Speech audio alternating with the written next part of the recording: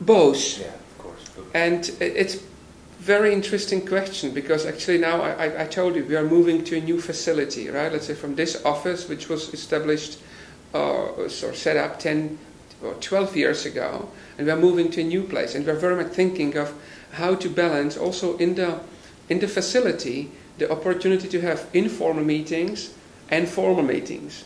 And we go much more into the direction of informal meetings, so that there are areas where the people can work, talk together, you know, but not sitting around a round table or a square big table, so that actually there's much more of informal discussion possible. Also the layout of the offices will respect this direction. That's interesting. And so what other lessons did you learn from the crisis in terms of management? One of the things was don't panic. It means if I and for me it was very special, because actually I was totally new, right? Let's say there was no history in this organization. It means don't panic. It means that there's always a solution.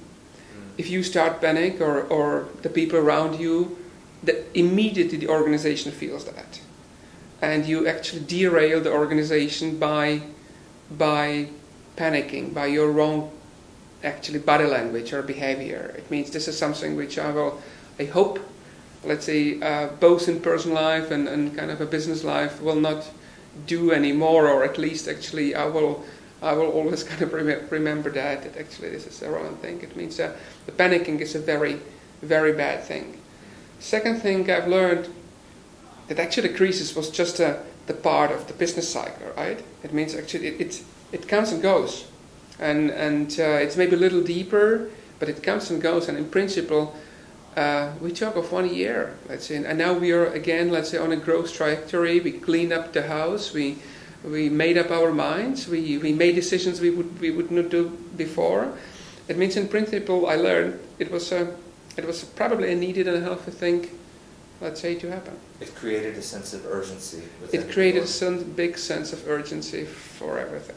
And do you think that it's a necessity or a desired outcome to try to retain that sense of urgency, not the level of stress, not the sense of panic, which I think is a good way to describe what was happening in 2008, in some parts of 2009, but that sense that you really have to focus on all the details, and that you have to not delay difficult decisions. You have to bring the difficult decisions to the table or to the informal meeting rooms and make some decision.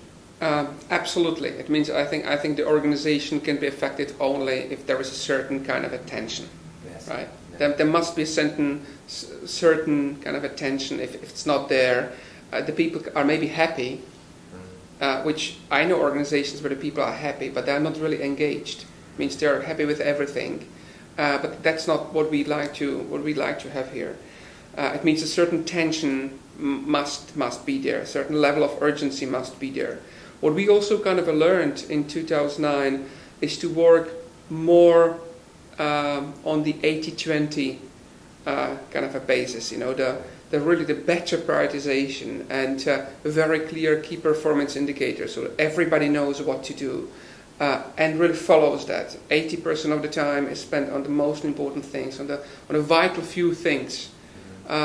This is also something which we have learned, to focus better, because frankly there is a 20% less of us comparing to 2008, and we are already now aiming to reach the 2008 numbers.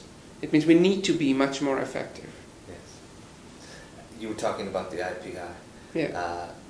Do you see that it's going to increase as it did in the early 2000s, or do you think that we're in a new era where that's going to maybe plateau?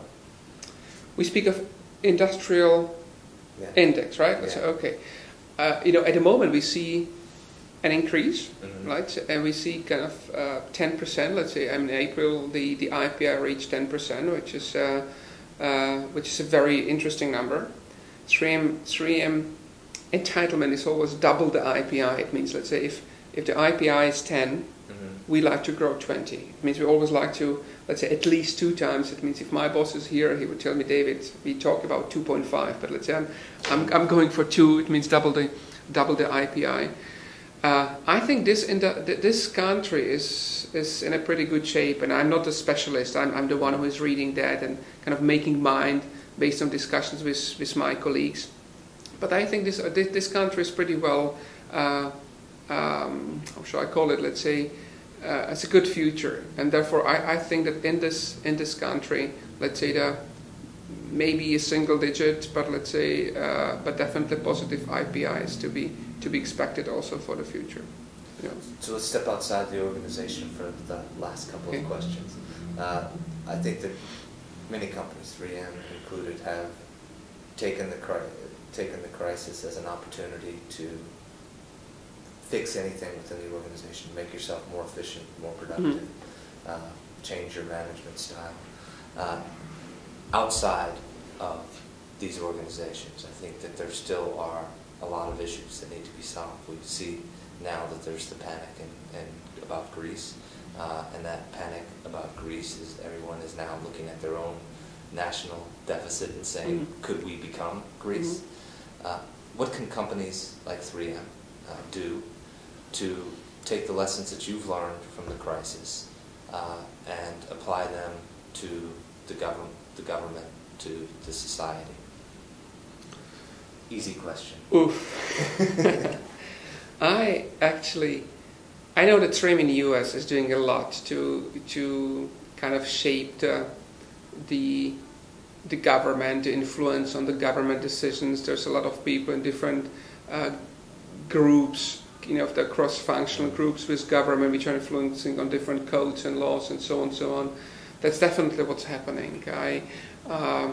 Frankly speaking, let's say in the Czech environment, 3M Cesko is not such a strong partner to really have a real possibility to influence on the government in the Czech Republic. It can potentially, let's say, as a part of organizations like AmCham, and that's what we naturally do. But there's probably at the moment I would not think of any very specific thing. The story about procurement, what at the moment AmCham is doing, and the fact that 3M is strongly behind, it's one of the activities, and 3M will always support any common sense activities which will support the kind of a healthy development of this country. That's what we always do, but I will not tell you any specific thing at the moment. Yeah. Maybe the one I'm a little bit worried now that when the Greens are out of the parliament, let's say I hope, let's say that the green agenda will not completely disappear from, let's say, from what this government is doing. And I just don't want to be political at all. I just like to be sure that it doesn't get out completely from the agendas. That's maybe one thing where now the companies maybe can do a little more. Okay. Last question. What is the one thing that you would like to see in 2010 happen in the Czech business community that would make things better for 3M, make things better for? Personally, and maybe it's kind of a little bit naive, I very much hope that that the proclamations about kind of a new future with less kind of corruption, better, let's say, kind of decreasing of the depth of the country, let's say, will somehow capitalize in a realistic, stretched by realistic plan, let's say, of the government. It was very kind of, I have naturally my personal kind of intentions or related to family and health are different, but I think you're now asking about let's say this country particularly. It means the corruption and then the state debt. I hope we will have a strong plan how to work in the future. You survived. Yeah, thank you.